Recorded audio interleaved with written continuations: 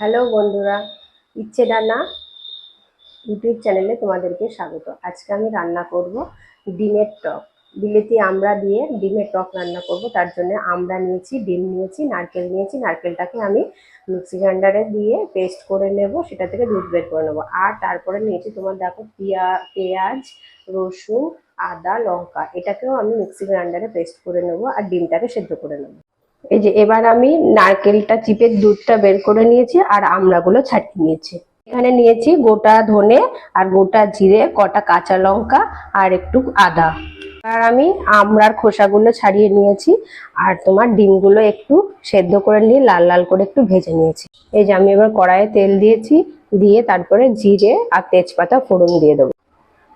তারপরে তোমার রসুন থেতো করে রেখে দিয়েছিলাম, সেই রসুনগুলো দিয়ে দেবো। এবার রসুন থেতো করে দিয়ে দেখো একটু ভাজা ভাজা হয়ে গেছে। এবার পেঁয়াজ কুচিটা দিয়ে দেবো। পেঁয়াজটা লাল লাল করে ভাজা হয়ে গেছে। এবার মশলাটা দিয়ে দিলাম, দিয়ে মশলাটা কষাবো। মশলাটা কষানো হয়ে গেছে। এবার আমি আমড়াগুলো দিয়ে দেবো। দেখো আমড়াটা কষানো হয়ে গেছে। এবার আমি এর মধ্যে গ্যাসের ফ্লেমটা একদম কমিয়ে নারকেলের দুধটা দিয়ে দেবো। গ্যাসের ফ্লেমটা জোরে দিলে পরে কিন্তু নারকেলের দুধটা কেটে যাবে।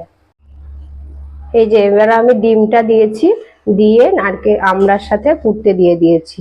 আমড়াগুলো এখন গলে গেছে। আমড়াগুলো টক তো, তাই এটা একটুখানি মিষ্টি করার জন্য তো অনেকটা চিনি দিয়ে দিলাম। ধরো তার 4-5 চামচ মতো চিনি দিয়ে দিয়েছি। এই যে এবার রেডি হয়ে গেছে আমড়া দিয়ে ডিমের টক। এটা আমি এবার একটা ডিশে ঢেলে সার্ভ করবো।